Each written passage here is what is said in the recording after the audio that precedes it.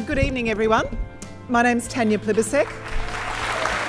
It's a great pleasure to be here with so many friends of the McKell Institute tonight. So it gives me particular pleasure to welcome Congressman Barney Frank. Congressman Frank fought many fights and won many victories, from the high profile, such as the Dodd-Frank Act to better regulate the banking system and to protect consumers, to the incremental successes in the cause which he says took up more of his time as a legislator than any other, promoting more affordable rental housing.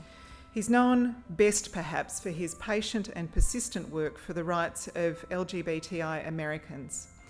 As a long-time supporter myself of marriage equality, it's been wonderful to see the victories for marriage equality in the United States and other countries. With more principled and pragmatic advocates for inclusive growth, like Barney Frank, perhaps we can resurrect the reputation of those of us in public life. Thank you. My name's Mark Moria. I'm the new Secretary of Unions New South Wales.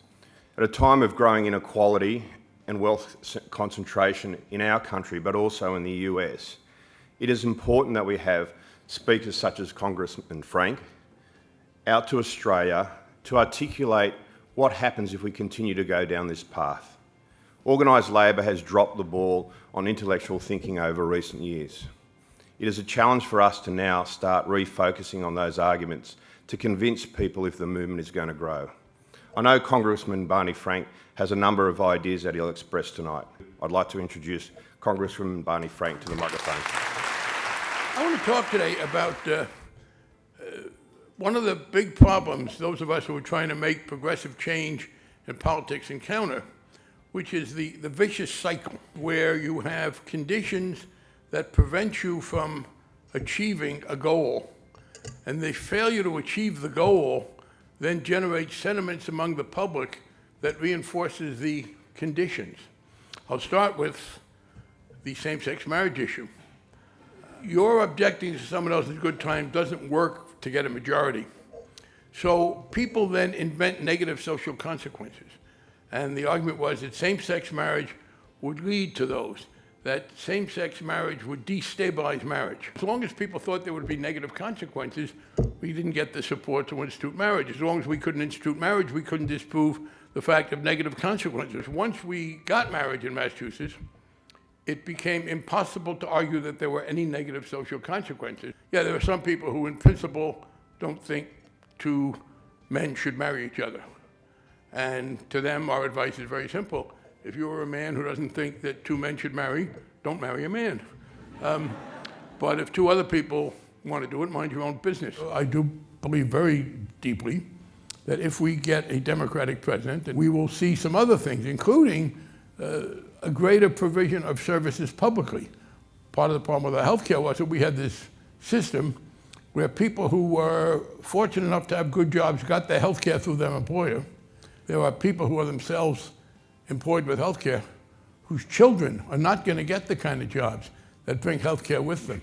How do we turn around this negative attitude towards government by instituting programs that are both good in themselves and help dispel the anti-government attitude, but do it with a recognition that we are in this difficult situation, and getting from where we are to better is going to be hard. And I believe you could see, beginning next year, an America which seriously deals with the issue of how, in a globalized economy, you make sure that growth is shared more fairly than it has been, not only achieving the goals of restoring people's belief in government and making their lives better, but also shattering the myth that somehow, to the extent that you worry about fairness, you are retarding growth. I am hopeful. If I'm invited back a couple years from now, I'll be able to take some credit for that. Thank you. Fast forward 12 years from when you were first elected, and you were backing then Governor Clinton for the presidency. He gets elected and is involved very quickly in the issue of gay people in the military.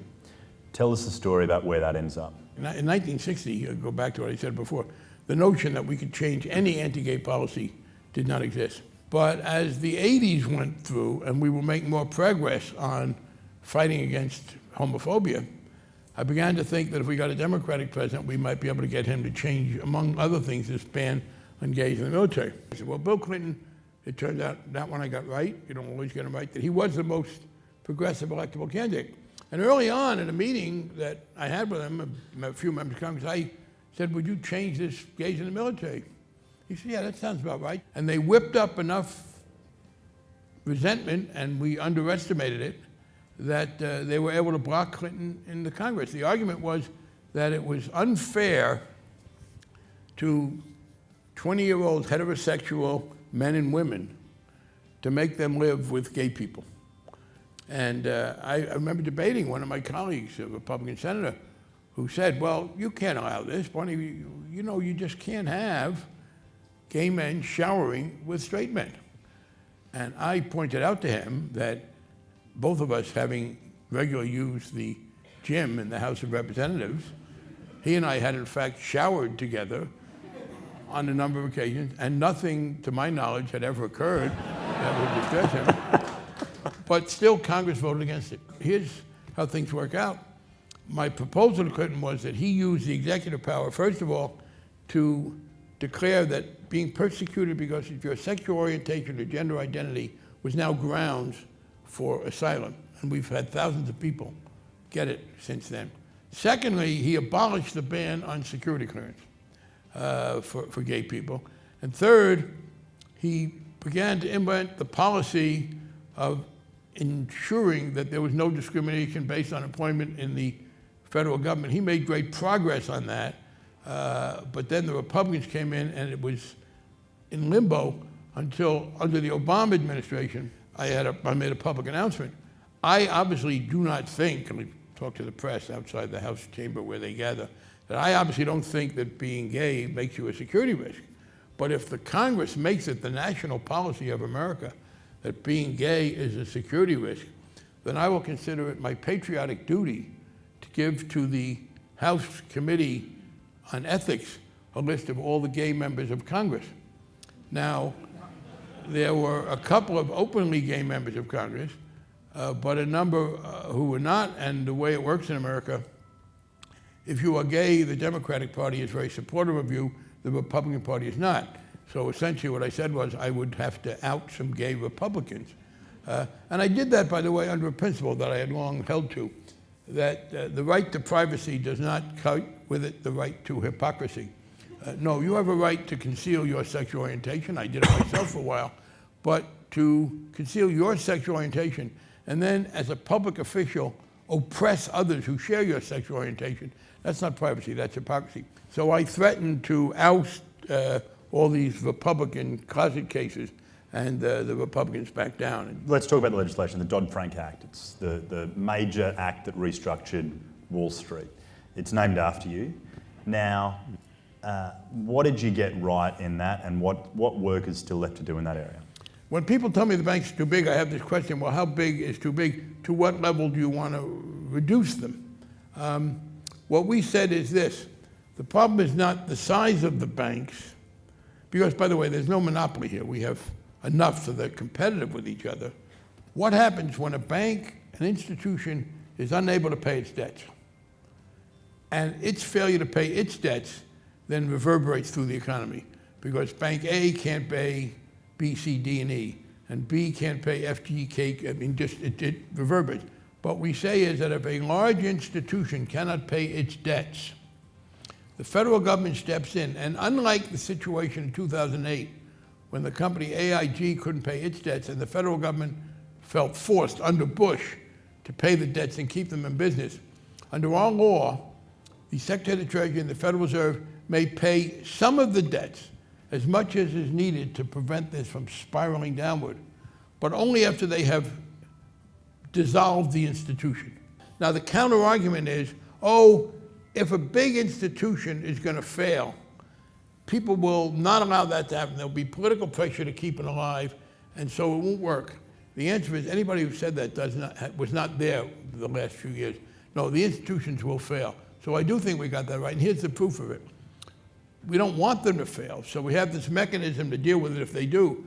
But further, we have a set of regulations, restrictions, and supervisions that try to keep them from failing. The second thing we have done, we banned the kind of bad mortgages that caused the problem. We recognize that the incentive of the lender to be careful has been dissolved by this method of securitization.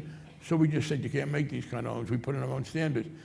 So I believe it's working well. We haven't had the test yet of what will happen if a bank fails. I think it will work. What do you make of the Democratic race at the moment? I think Hillary Clinton will win, and I think, talked to a reporter back home about this today, I think Scalia's death enhances that. Basically, you have a number of the Sanders people who are saying, you know what, we want to gamble. Yes, he's less electable than Clinton, but he is so much more desirable. You know, and it's all a trade-off. We will take the risk of his not winning so that because frankly, if she wins, it's not important enough. And then Scalia dies. And the Supreme Court has been somewhat conservative dominated since the late 60s, when Lyndon Johnson made some strategic errors. And the death of Scalia means that our side has a chance to undo this conservative dominance. If the Republican wins, they will reinforce the conservative dominance. I think you are going to see an increase in recognition, including on people most active on the left, on people who care about LGBT issues and choice and the environment. But if Hillary Clinton were to falter, I don't think she would, then there might be somebody else. So I believe it's going to be Hillary Clinton. Gentlemen, that's it for tonight. Can you please give Barney a final round of applause? Thank you.